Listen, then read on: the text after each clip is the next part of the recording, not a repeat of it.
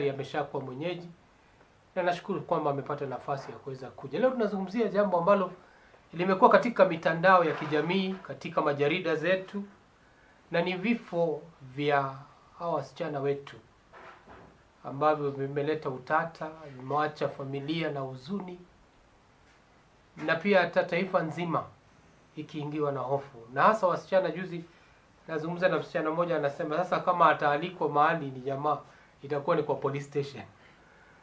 Sasa tunapenda kuzungumzia hilo jambo, na kama kawaida tuna mshauri nasaha Eliud ambaye ataweza kutuambia kiini na msingi wa hivi vifo ambavyo vinafanyika.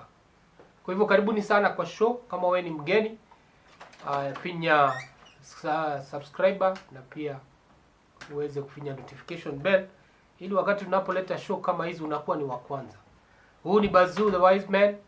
Tumedunda katika mitambo wiki, tumekaa kidogo shughuli za hapa na pale, lakini nashukuru kwamba leo tumeweza kupata nafasi na tumerejea kwa kishindo tukizungumzia kuhusu femicides. Hizi femicides ambazo zimekuwa zikija. Juzi kuna msichana hapo Roysambu aliweza kukatakatwa vipande, jambo ambalo liliweza kufanya mitandao ya kijamii ijae na jumbe aina nyingi sana. Lakini leo tutapata kujua ni nini hasa kiini ya mambo haya. Kwa hivyo karibuni sana na mjue kwamba show itakuwa ni kali. Napenda kukaribisha Daktari Eliud aweze kuwasalimia alafu tuendelee. Karibu. Asante sana Bazu. Mtazamaji wetu na kusalimu pahali popote ambapo ulipo. And I'm so happy that today we have an opportunity to be able to talk about this issue that is everywhere in the country. So, and I'm happy that, there are people who are coming out and speaking out about it. And the government, unajua watu wengi wakuja waongee, sasa serikali inaona hii, by the way hapa kuna shida. Yes, we need to pay attention to whatever that is happening. So it's very important that we talk about this, because if you don't talk about it, we are going to have more and more of such stories repeating themselves. Utakaa tu kidogo tena unasikia kuna mwingine ameuawa and those kind of things. So karibuni sana ndio tuweze kuzungumza hii topic ya leo. Asante. Yes. Asante sana mwalimu. Tungeanza mwanzo, na sababu haya mambo yako katika mitandao, hakuna jambo ambalo limefichika. Wakati nilipokuwa nikifanya uchambuzi wangu, nimepata kugundua mmoja wapo ambaye ni saini mshukiwa anaitwa Matara. Nikifuatilia napata ni mtu ambaye alikuwa anaenda kanisani, kanisa ya SDA, na alikuwa ni jamaa alikuwa anafunza hadi katika shule ya Jumapili ama Jumamosi, na alijulikana kama kijana ambaye ni mpole. Hata wakati wanahabari walitembea mahali alikokuwa akiishi, unasikia kwamba ni mtu ambaye hakuwa na mambo mengi. Lakini unashindwa, mbona jambo kama hili la kikatili ama roho hii ya kikatili ilimuingilia ni wapi? Hebu labda daktari ungetuelezea nini hasa ilifanya mtu kama huyu kuingia katika hiyo hali ya ukatili? Utapata kwamba, and most of the times this is what usually happens. Not everybody is who they say they are, and that's always the truth of the matter. So ni wakati mwingi kwamba unapatana na marafiki wako, and one of your friend is telling you, you are my best friend, you ride or die, kama chanda na pete, I will always be there for you, and so those kind of stories. Right. Lakini you come to realize this person does not actually mean what they are saying. Yes. So kwa wakati mwingi utapata kwamba kuna mtu pale kanisani ama pahali popote ambaye in most cases utapata whoever they say they are actually not. And in the current generation tunapata kwamba most people are using actually the religion as a cover up. So they are using the religion as a cover to hide the things that they are doing behind the scenes. So because ukikaka tu kidogo utasikia maybe kuna pastor fulani amefanya vituko fulani, and people are like, sasa kwani ameigiwa na shetani? Hapana. Most of the time si ati kuna shetani amemuingia that particular time, because hakuna venye, unless you are possessed, unless mtu amekuwa possessed akiwa amelala usiku akakuwa possessed, shetani akaingia ndani yake, and then akiamuka asubuhi akakuwa muuaji. But you come to realize that huyu ni mtu amekuwa katika hiyo hali for a very long time, kwa muda mrefu sana, lakini amekuwa akijificha kanisani ndio watu wasimshuku kwa lolote. And that's usually what is happening. So utapata huyo mtu kwamba amekuwa akishiriki na hizo those kind of stories, amekuwa akifanya hayo mauaji, but behind the scene. Only that sasa this time round amefanya kitendo kama hicho na imeweza kujulikana. No. Yes. No. So most likely it's because this person, because nobody knows actually the reason why whatever happened. Sahi, the only person who can tell us the truth is either the victim or now the perpetrator. Yes, mwenye alikufa ama mwenye alimuua. Those are the only two people who have the truth of the matter. How do watatukarisha chini watuambie, by the way, mimi nilimuua kwa sababu ya 1 2 3. Anybody else who is saying any other thing or any other reason, who is giving a reason why that happened, I've heard stories watu wakisema it was rituals, wengine wanasema it was organ trafficking, wengine wanasema sijui it is for whatever reason. So all those reasons are possibilities, but the only person kweli wa mambo, yes, ukweli wa mambo tunaweza tu, yes, wahusika, those people who are involved, kama walikuwa wanawake wakiwa watu wawili ama there was a third party involved, those are the only people who can tell us actually what happened. So that kind of a gentleman ama huyo mwanaume mwenye alifanya hicho kitendo kuweza kufanya jambo kama hilo, hakuna venye itakuwa kwamba hilo ni jambo alifanya hivyo mara ya kwanza. Na hata kama alifanya mara ya kwanza, lazima kuna ahadi kubwa sana ambayo alikuwa ameahidiwa, ama ikue maybe we never know, maybe they were even in a relationship, you never know. So maybe ikue sasa alihatibrekiwa, or it's someone who has traumas, ni mtu ambaye haweziweza ku withstand rejection, because we have people who have gone through traumatizing lives, especially wakiwa wadogo. Unapata huyu mtu wazazi wake walimkataa, maybe babake alitoroka nyumbani akawaacha na mamake, ama huyu mtoto, because I know of one story, of one case of a boy, a young man, not a boy, sasa ni mtu mkubwa in his 20s, mtu mzima. So when I was in high school, so mimi nikiwa form 3, this young boy, the parents separated. Wazazi wote wawili wakaachana na wote wakatoka nyumbani. So both of them left and the boy was left alone. So he used to, alikuwa anatafuta pesa ya kukula, pesa ya kulipa nyumba na pesa ya kulipa school fees. So now because I was the head boy shuleni, alikuwa anakuja sometimes mpaka anaanguka na faint because of depression. Huyu kijana amekuja shuleni asubuhi, but ni yeye atajua chenye ataenda kukula jioni. Landlord atapata amemkoja, and the only time atapata maybe time ya kwenda kufanya 1 2 3 huko, maybe kuhaso kidogo, maybe weekend. Huyo mtoto akigrow up na akose mtu wa kumwambia kwamba wa kumsaidia ku process whatever happened akiwa mdogo, there is somebody who cannot be able to handle rejection, because kutoka akiwa mdogo amegrow na rejection. So anybody else who threatens to reject them, that is death. Kuna possibility either atamuua ama atamuumiza na yeye mwenyewe ajiumize. So majority of those people wenye hata, because hii mauaji haijaanza jana. So this is not the first case in history kwamba kuna mtu ameuawa. It's only that now hii imekuwa so vivid and it was very dramatic, I would say, because hiyo kukatwa kichwa, kukatwa miguu, it was so dramatic, it attracted the media. But watu wameuawa wengi sana. In the news, hata kitambo years ago utasikia mwanaume ameua watoto na bibi yake. Kuna msichana amepatikana pahali ameuawa. Only that right now imekuwa too vivid that it's visible to the public. Everybody can see it, everybody can hear about it. So that's why sasa imetokea. But there is something that has been happening. So you can find where most likely unaweza pata huyo the guy who did it. Anaweza kuwa na, there are so many other factors which could have played in part afanye hiyo mauaji. Maybe alikuwa ameahidiwa pesa mzuri, maybe it was the organ trafficking, because that is there. Watu wanauawa and then unatoroa organs zako, because for example if mtu anataka your liver, hakuna venye atachomoa liver yako na ubaki ukiwa uhai. So you have to die, but unless umefanywa upasuaji. Yes, unless umefanywa upasuaji. Kufanywa upasuaji, hakuna, ukitolewa liver hakuna venye utabaki bila. So either way you have to die. So but kulingana na ile uchunguzi ambayo imefanywa, hatujasikia kitu kama hiyo. So hatujasikia anything related to trafficking. So it is this young man, alikuwa promised a lot of money, and there's something else that I was telling another group. What if even this lady mwenye aliuawa alikuwa mwenyewe amejipeana kama kafara? What if she gave herself as a sacrifice?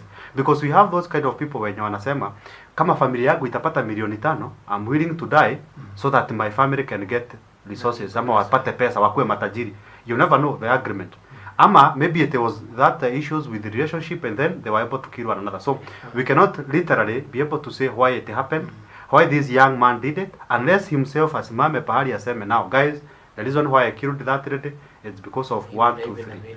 But there are other there are psychological issues that could have also played part ikamfanya afanye kitendo kama hicho. Asante daktari, yes, kwa kuweza kutupatia utangulizi huo mzuri, na nadhania mtazamaji hapo sasa anajiuliza ni nini hasa sababu ili tuweze hili jambo lisije likakithiri na kukita mizizi. Labda ungeweza kutuelezea nini inaweza changia, sababu umezungumzia mambo mengi sana. Na nirejelee nyuma kidogo, ni kwamba tuweze kuelewa kwamba ni kama tu vile kwa maandiko inasema kwamba Yesu Kristo akizungumzia wanafunzi wake aliwaambia kwamba mjichunge sana, sababu kuna watu ambao wanakuja wamevalia, hao ni mbwa mwitu, lakini wamevalia ngozi ya kondoo. Kwa hivyo kama tu vile umesema kwamba mtu anaweza kuonekana kana kwamba ni mtu mpole, lakini ndani yake mambo mengi sana yanafanyika. Na tena zaidi pia katika Yeremia mstari wa sura ya 17 mstari wa 9 inasema nani anajua nini ambayo iko ndani ya roho. Inasema kwa Kiingereza it says who can know the heart of a man, it is deceitful. Yani kwamba moyo wa mtu hauwezi kujua. Ni ngumu sana. Na una uovu mwingi sana ndani. Na ndio tunaona mambo kama haya yakitokea. Kwa hivyo ili tuweze kwenda kwa mpangilio, ningependa uzungumzie labda mwanadada pale,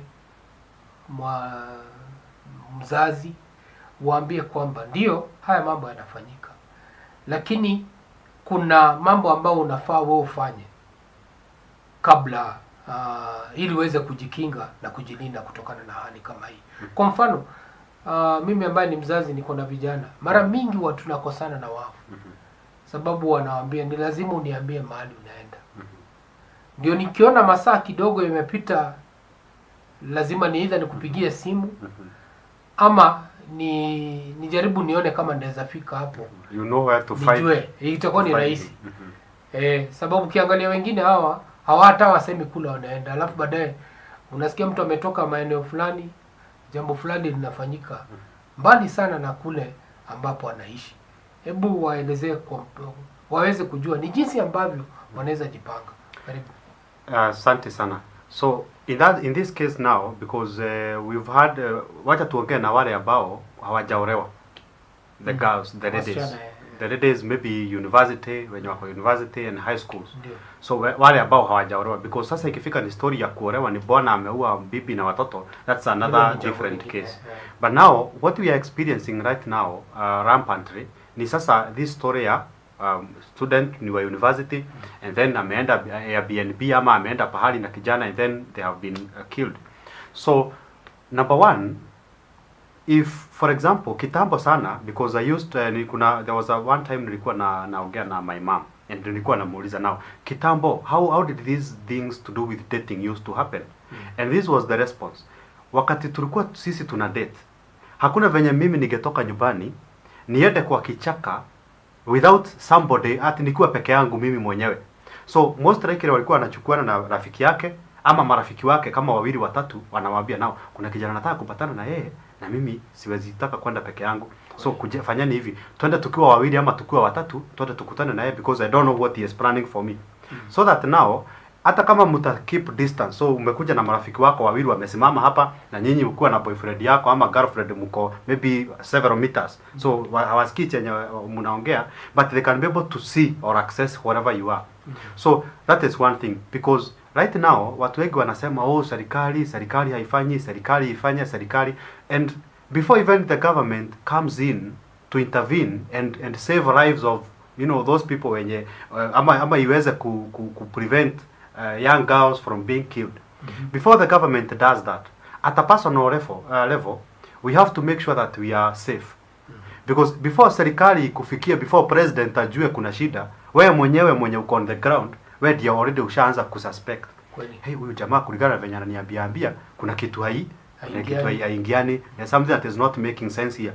So we must be in the priority of saving ourselves. So number one cause of young girls being killed, number one cause is lack of self-care. Let me say self-protection. Because first of all, I need to be sure that I'm safe. You know? So nikichukua na mwanaume, tumejuana 1 week ama tumejuana 1 month, na ameniambia twende ya BNB, atalipa ni atalipa bills, ni atalipa kila kitu. So tumepatana just a few days, I didn't know this man, even if it is 1 month or 5 months or even 1 year. Simujui vizuri, na ameniambia twende tukiwa wawili Airbnb na tunaenda usiku, and then wewe mwenyewe unajipeleka huko, unamwambia ni sawa tutaenda. So first of all, you are not ensuring that you are safe. Because any man that you are not married to, even the man that you are married to as already, you cannot be 100% sure hata kuua. Because we have seen women who have been married to men for years and then by the end of the day they kill them. So but you must make sure that you are safe. Kama unakutana na mtu, wachani kupatana in private places.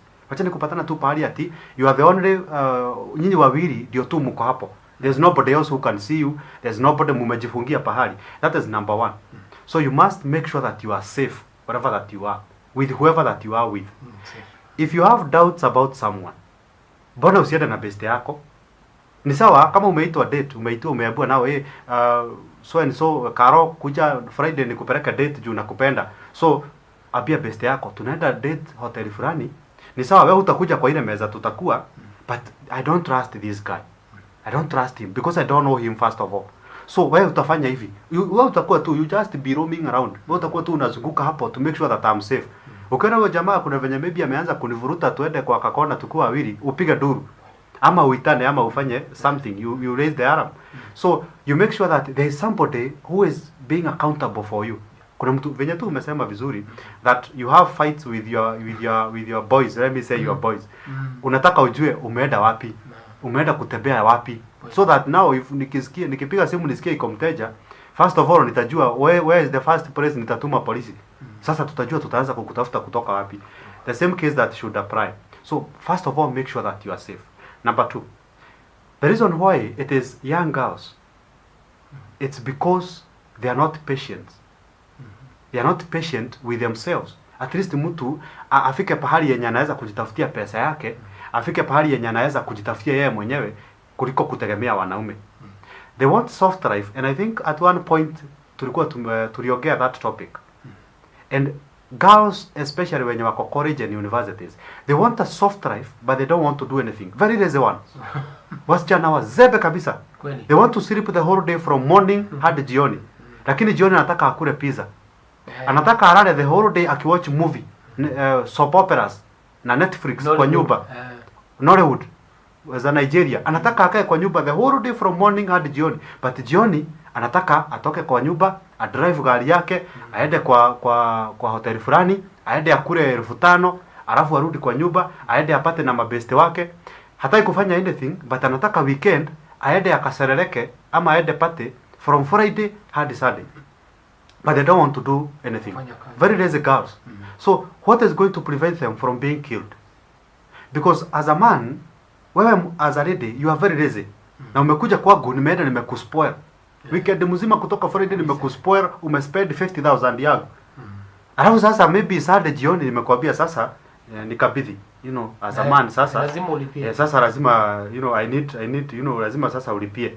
And then sasa umeanza kunyeta. Hapana, tutakosana. Because sasa umekula mali yangu, I need it back. You must pay for it. Because most ladies think that we have men who are so good, they are willing to spend hundreds of thousands on you. Alafu sasa mkimalizana akwambie ni sawa sasa ndugu yangu sistangu sisi ni Wakristo, nime spend 100,000 on you, but sisi ni Wakristo, acha nikusalimia hata na mkono, hata sitakuhug. Enda ukienda nyumbani, enda usalimie mamako na babako, waambie mimi nakupenda sana. No, you have to pay for it. Hakuna mwanaume atakuja spend on you hundreds of thousands and then think that by the end of the day you are just going to shake hands and say goodbye. No, you must pay for it. So if these young girls are going to be as lazy as they are, we cannot stop them from being killed. Because anataka atafute Mnigeria mwenye ametafuta mali yake, anataka atafute mzungu mwenye amekula mali yake, mwenye akona tumali vizuri, anataka atafute mtu mwenye atamspoil vizuri, you know, like the baby girl they are. That's how they want to be treated. But nobody is going to treat you like the baby girl you are and fail to get from you whatever they want. So first of all, they must make sure that mtu asikuwe na ile that strong curiosity or desire to have something that they have not worked for. So uzembe wakiacha, we are not going to have girls wenye wanauawa kwa Airbnb. Because if a man loves you as a woman, kama mwanaume anakupenda, sioni haja kama hamjaoana anakuficha, anakupeleka kwa Airbnb. And most likely hata utapata this is what usually happens. Huyo best yako mko naye hata first of all hata kukuintroduce kwa marafiki wake. You know? Ni wewe tu, hakuna hata rafiki yake hata mmoja anajua kwamba mna date na huyo jamaa. Nobody knows. Hiyo ni bendera nyekundu. Yes, it's a secret. Wewe that relationship is a secret. Like ni kama siri. Ni kama siri ile siri kubwa kabisa. Marafiki wake hawajui kwamba mna date. So nobody knows you are actually dating. Ukijaribu kukumwambia wewe kama msichana, unajaribu kuambia huyu jamaa, si twende kesho kuna best yangu anakuja, nataka nikuintroduce kwa best yangu, hataki. So anataka this relationship should only remain between the two of you. Nobody else should know. That is a red flag. But the other problem is, siku hizi wanasema ni sawa, niliona hiyo red flag, but haikuwa red vile, you know, haikuwa red, ilikuwa hata inakaa maroon, haikuwa red. So they have spotted the red flags, but mpaka yaanza kutiririka damu ndio sasa watajua enyewe hii ni red flag, enyewe hii bendera ni nyekundu. But the moment wame spot that red flag, kwanza anasema yes, I saw it, but it was not so red, haikuwa red vile, so I had to wait mpaka ikuwe red. By the time inakuwa red, itakuwa red kwa damu yako. Kifo chako, hiyo damu yako ndio itapakwa, hiyo flag ndio itapakwa vizuri, ndio ikuwe red venye unataka. But you have already died. So it's very important. Ladies, first of all, waache kutamani mali ambayo wenyewe hawajafanyia kazi. Wachana na mali ya wenyewe. Sitamani vitu vya bure. Yes, because we need to teach them how to work and have whatever they want by themselves. Because we have women empowerment, we have feminists who are teaching women how to do whatever men can do, but they are not teaching them on how they can be able to be patient. Because hata ukiambia mwanamke ataweza kupata kila kitu ambacho mwanamume ako nayo, na hujamwambia by the way ndio upate gari, utakuwa umefanya kazi miaka 10, utakuwa umesave, utakuwa umefanya 1 2 3. Lazima you persevere, lazima you be patient. So women need to learn that. Because yes, kuna wanaume pia wanauawa, but nobody is talking about it. Idadi yao si kubwa sana. Nobody is talking about it because it's not vivid. Haionekani na kila mtu.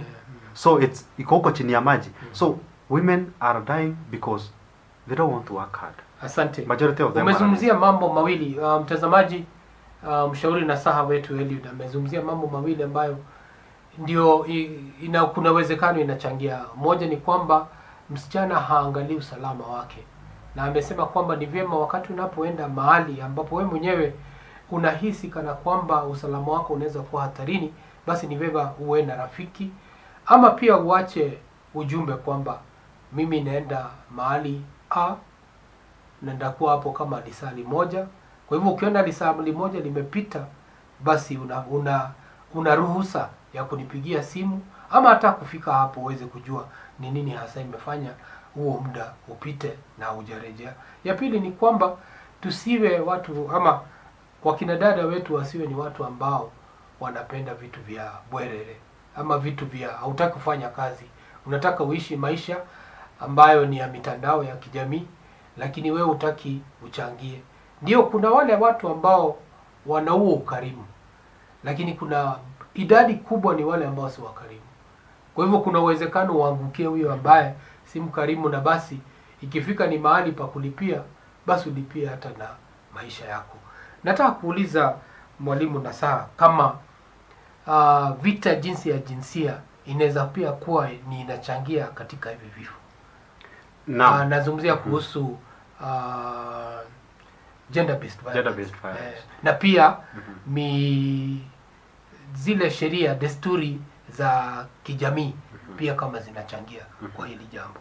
Ndio ule mtazamaji uko pale pia aweze kujua ninapotoka basi hili jambo linaweza, kuna uwezekano litokee na ndajimudu kivipi. Kweli. Most of the people utasikia wakikwambia kwamba, especially the motivational speakers and those people who are coaches who are marriage, marriage coaches. So most of the time they are going to tell you, you need to take time while dating. But taking time in dating is never a guarantee that you really know this person. Because everybody changes with time. Yeah. So watu hubadilika. So even if you spend 10 years dating someone, there's no guarantee that after 1 year of marriage, they are not going to kill you. You cannot have that guarantee. But you can be sure to watch out those small things, the red flags as we are calling them. Ukiona tu ka red flag, don't ignore. Acha kugoja hadi kamachue ndio katiririke damu ndio ujue yenyewe haka ni ka red flag. So you be cautious. So when you're talking about domestic violence, and even before I talk about that, there's something else that I want to tell women. Ladies who are married, because it revolves around the same. As a lady, if you are married, please, by all means possible, make sure that you have that ability to live by yourself.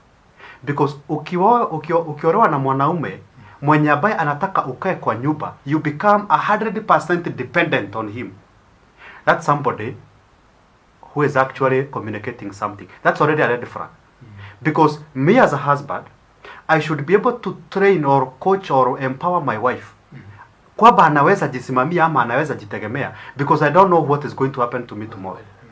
But those men who want to control women, those men who want to brainwash women, those men who want to take full control of women, they always make sure that huyu mwanamke hata nikimgoka kofi hakuna pahali ataenda, kwa sababu number one, hana skills, hana pesa.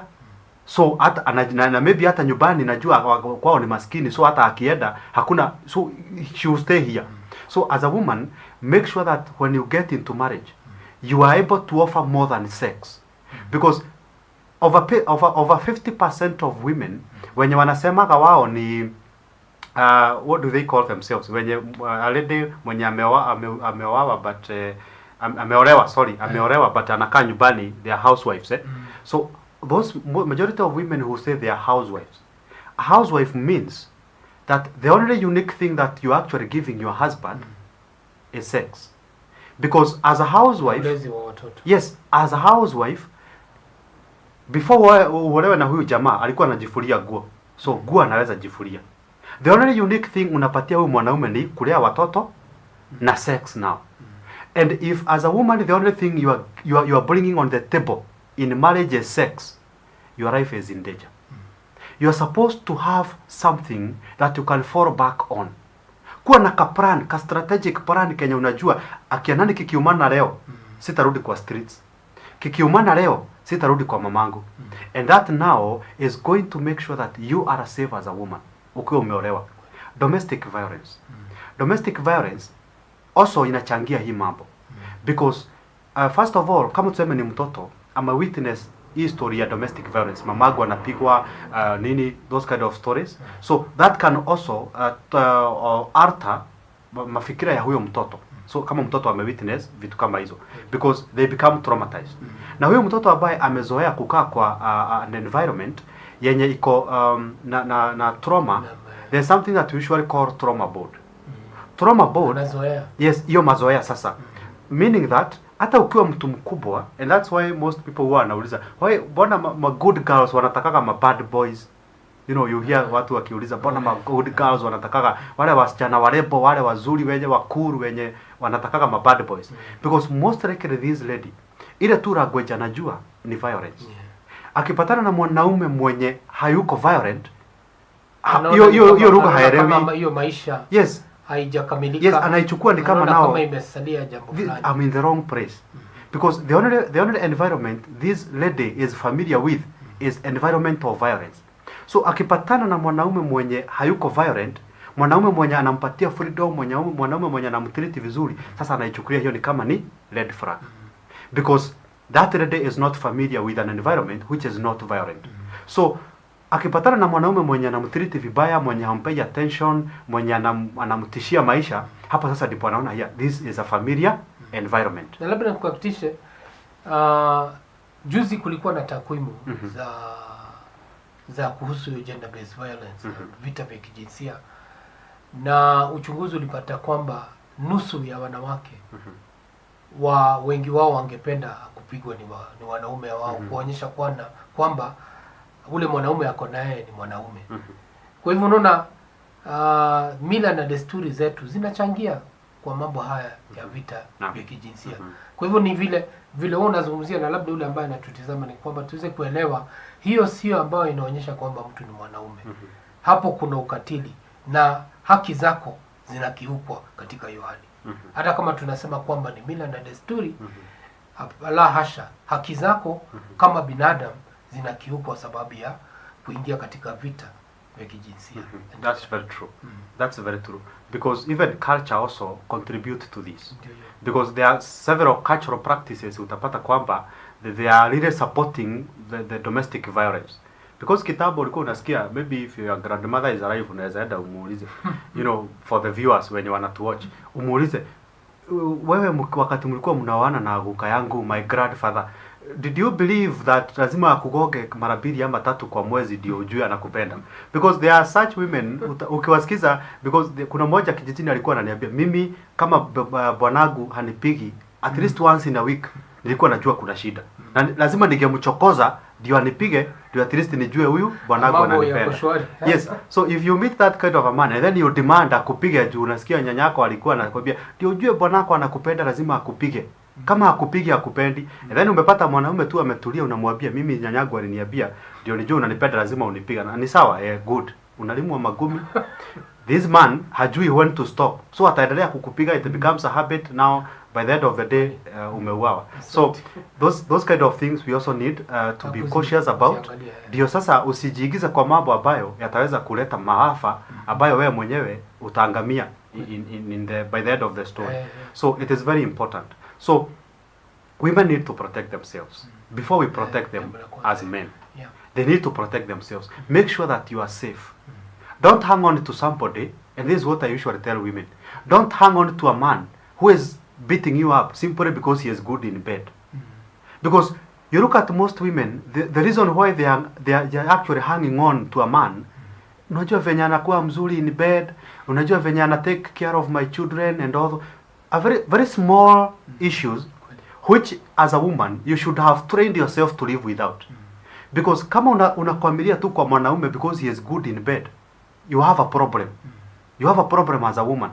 Because that means either you are addicted to sex in marriage, because you have married couples who are addicted to sex.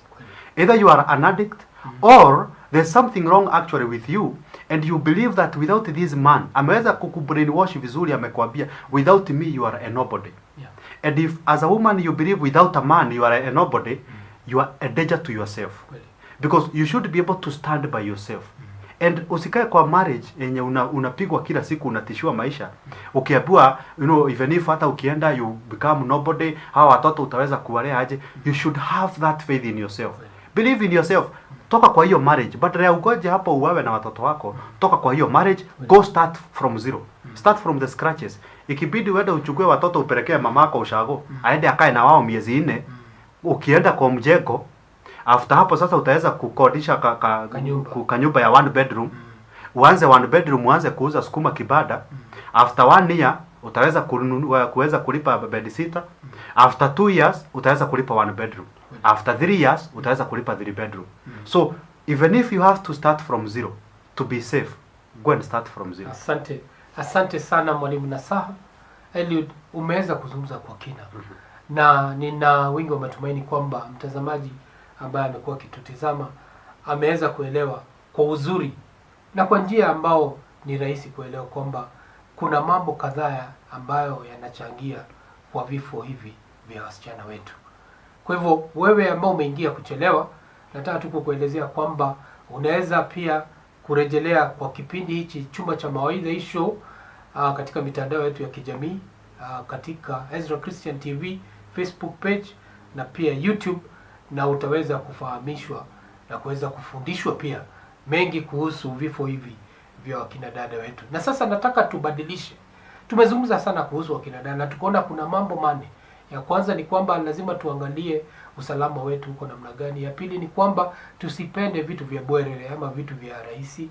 Ya tatu tujue kwamba kuna mila na desturi pia zinachangia.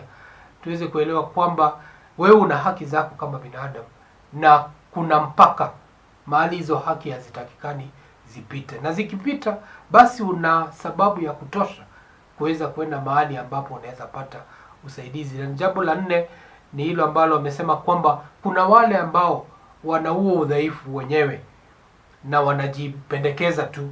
Kwa hivyo tuelewe mahali tuliko. Sasa tutabadilika tuende kwa huyu kijana ambaye anafanya hili tendo. Ni nini jamii inaweza kuwa inachangia kufanya mtu awe namna hiyo? Sababu mtoto akizaliwa huwa hajazaliwa na ukatili huo.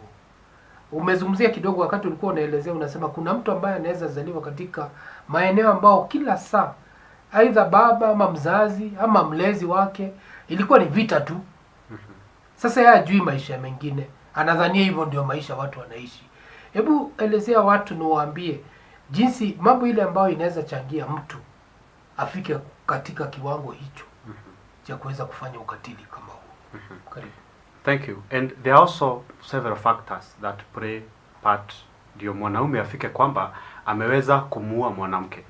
And I'll start from where niliachia kuhusu ladies who want soft life without hard work. Men are also the same. We also have very lazy young men who also want the same.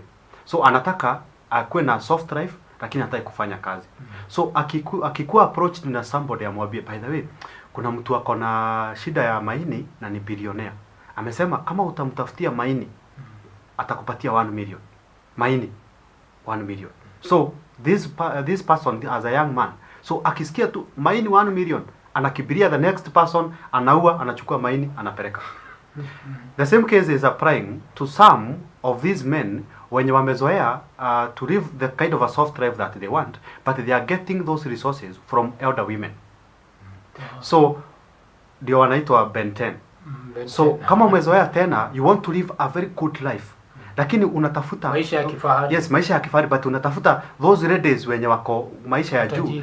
Because kama umepatana na mwanamke mwenye ni tajiri na ako in his 40s 50s, huyo mtu hata hamuna stress, there are no fights, there is nothing much. The only thing anaweza kuwa maybe atakasirika ni akisikia uko na tusichana tuingine na huko nje. But umewekwa that kind of a life. So the day you want to get married now, or the day you want to marry, utatafuta kasichana kenye ni kaiji yako sasa. But you are not used to dating ladies of your age. So huyu sasa mkianza the ladies sasa mkianza kukorofishana nini because lazima tena, because you are at the same age, lazima mtakuwa mnarudishiana maneno hapa na pale. So you are not used to that. So utaona huyu ni mtu ni kama either hakupendi. That's now where even domestic violence issues zinaanza, because you are not used to that. So even men, the upbringing of men, we also need to tell men that you need to work hard to get whatever that you want. Wacha kukimbia ile the way ile kajia tu yenye umeona hapa nitapata 1 million, this is the simple money, hii ni pesa ya rahisi inakuja haraka. So that's the path that you want to follow. So also the issue with anger, because in this generation we have very weak men emotionally, men who are so weak emotionally that akiongea na demu yake leo amwambie mimi tumeachana, mimi sikutaki, I don't want you anymore, that language hata you understand. They become mimi huwezi niacha. So atamuita amwambie now, by the way, I want us to reconcile. So wewe fanya hivi, kuja kwa hoteli fulani, nataka nikuspoil to reconcile, as a way of reconciling. But huyo mwanaume already ashapanga, I'm going to kill this woman. Amenikataa. And maybe the same story ya venye nimeinvest kwake.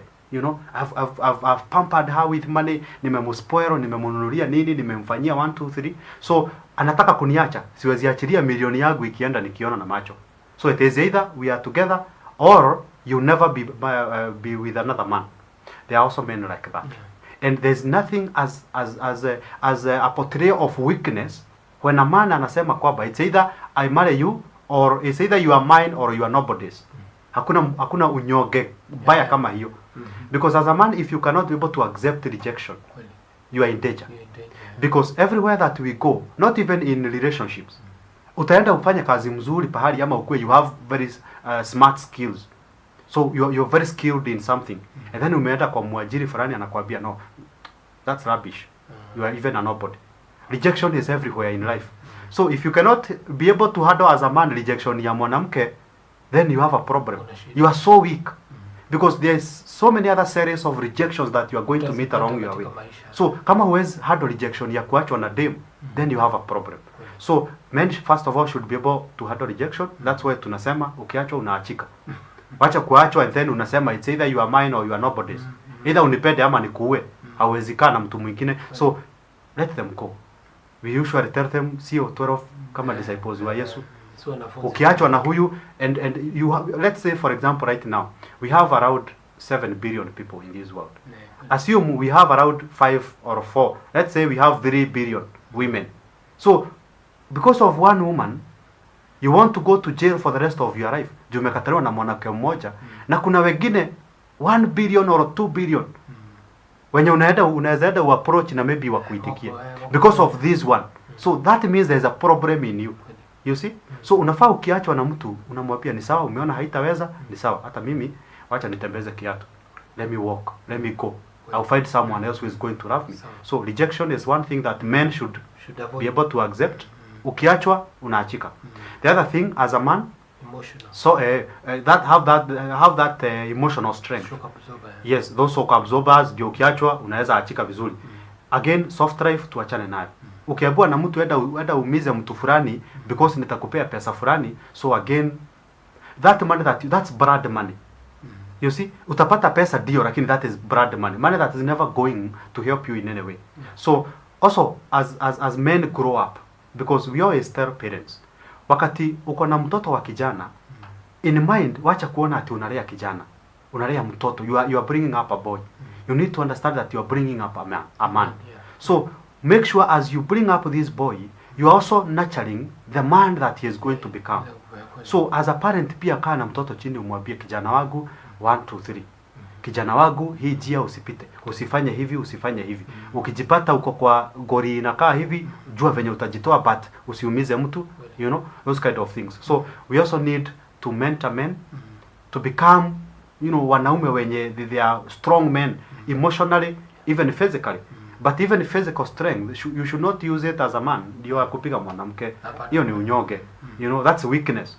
So if you are using your muscles kupiga mwanamke, juu ati hana, you know, the only way as a man you can be able to measure your strength, your physical strength, ni wakati umepigana na mwanaume mwenzako mwenye ako na maso kukuliko.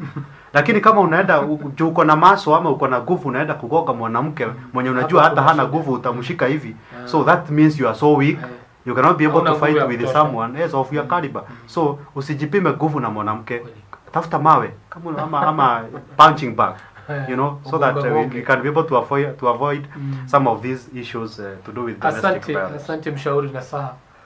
Umesikia mtazamaji, tumebadilisha na tulikuwa tumezungumzia kuhusu wakina dada wetu wa vijana, lakini pia tumechangia kuhusu kijana. Nini hasa inaweza changia huyo kijana kufika katika hiyo hali ya kufanya jambo la kikatili kama hivyo? Mwenyewe amezungumzia mambo matatu. Ya kwanza ni kijana asiwe ni mtu ambaye anatafuta tu vitu rahisi.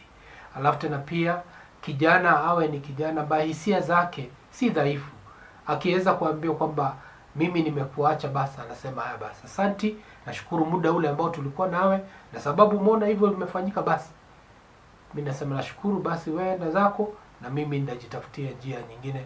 Na ya tatu ni kwamba sisi kama tunalea vijana tuweze kujua kwamba tusimlee kimayai au sema hivyo mtaani kwamba tusilee kijana kimayai, sababu tunapofanya hivyo basi kuna uwezekano ajipate katika hiyo hali ya kujihusisha na kufanya mambo hiyo ya kikatili. Nataka kusema juzi nikiongea na mzee rafiki yangu, aliniambia kwamba kijana wake mmoja wakati alipomaliza shule alienda akaambia baba, na kushukuru kwamba ulimpeleka shule nzuri sana ambao ulilipa pesa mingi.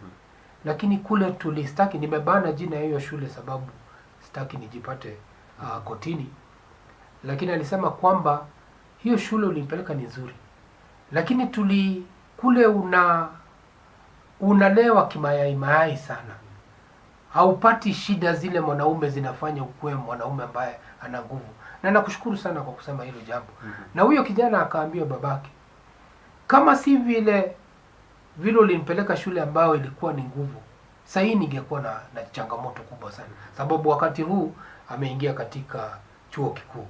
Ni katika shule ya upili secondary ndio alipelekwa hiyo shule na akamwambia, dadangu huyu ambaye yuko nyuma, juzi dada yake amefanya mtihani na akaitwa shule ambayo ni ya umma. Akasema wacha aende huko.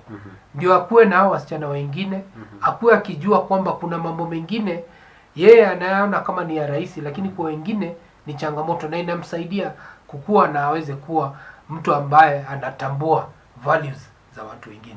Kwa hivyo wewe ambaye uko mahali pale, labda tunazungumza na wewe na unasema, Bazu, tena hii mambo gani umeleta? Ni ukweli. Unaweza kuwa pia wewe kama mzazi ama mlezi unachangia kufikisha kijana wako awe kama huyo ambaye anafanya mambo hiyo ya kikatili. Kwa hivyo tuchunge sana haya mambo matatu.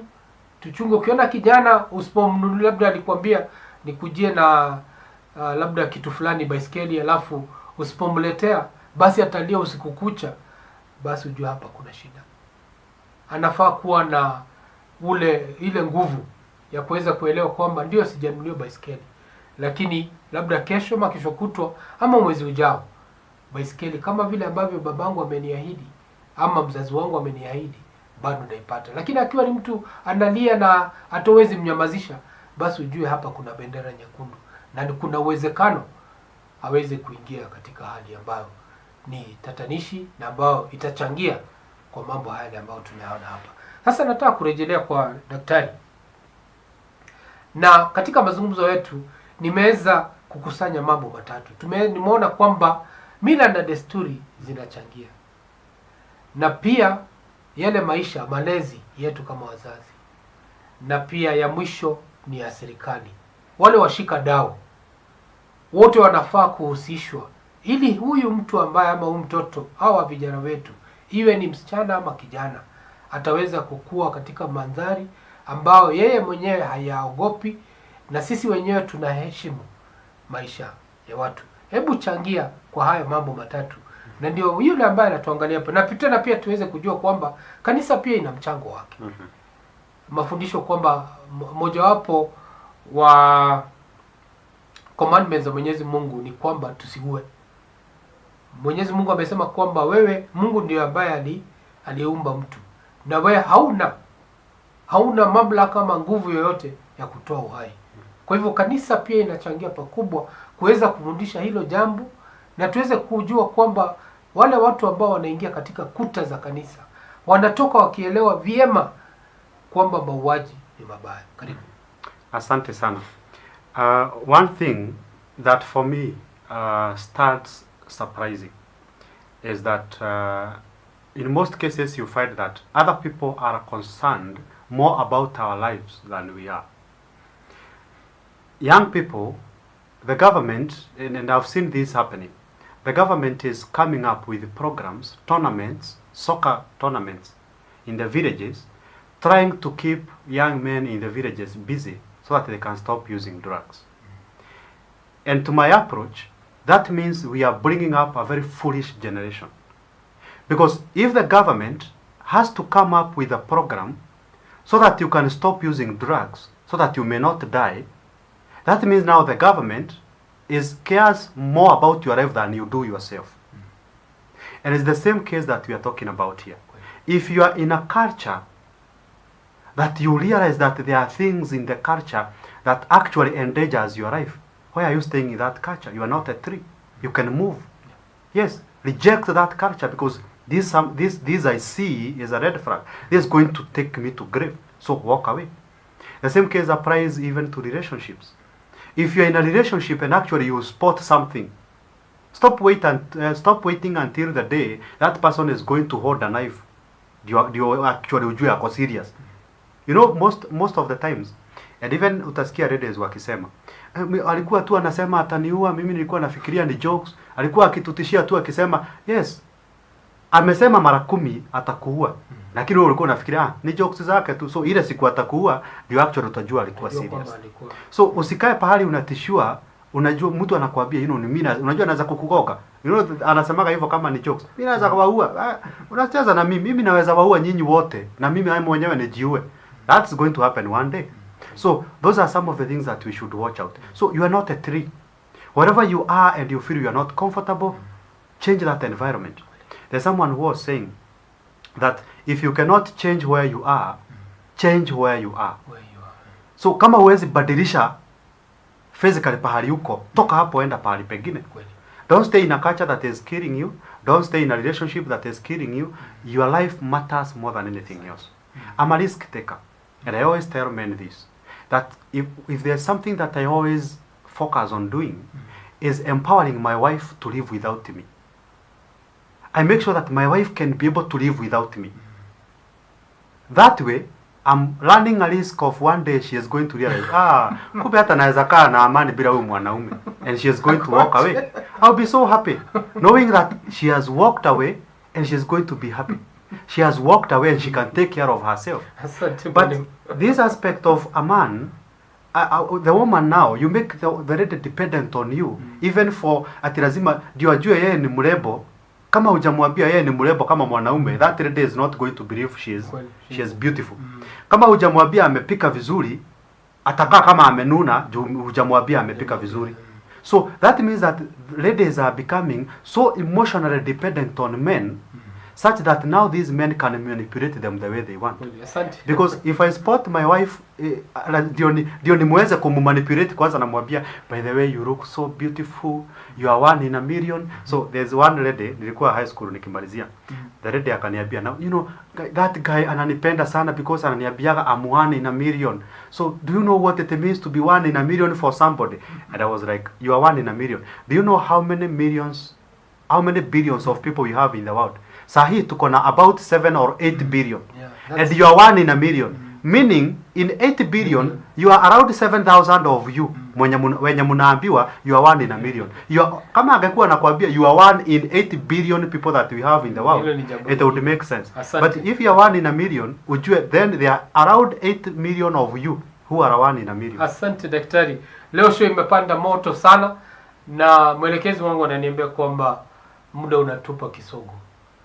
Na washukuru sana watazamaji wetu kwa kuweza kukaa hapo na kuweza kuona. Wale ambao ni wageni, tafadhali finya hiyo subscription na pia finya notification bell ili tuweze, na pia tupatie like na muandike comments hapo show imekuaje leo. Na washukuru sana. Mwelekezi wangu alikuwa Kim Proper, director, mkurugenzi wangu alikuwa ni Ann, na mama yetu ambaye tunapenda. Na tunamshukuru hata kwa kutupatia nafasi ya kupeperusha mambo kama haya. Hoja kama hizi moto ambazo wakati mwingine zinatupata na tunashindwa tuanzie wapi na tumalizie wapi. Lakini napenda kushukuru daktari, asante sana kwa kuweza kufika. Na tumeweza kuzungumzia hiyo mambo, na najua wewe sasa uko tofauti ya vile ambavyo ulikuwa unafikiria ama kutafakari. Sasa umepata njia na mwelekeo, na ukizingatia hizo njia basi utaweza kulea mtoto wa kijana na pia wa kike ambaye anajichunga na anajua nafasi yake mahali liko. Mwenyezi Mungu awabariki na watende mema hadi wiki ijayo ambao tutakuwa na show zingine moto kama hizi.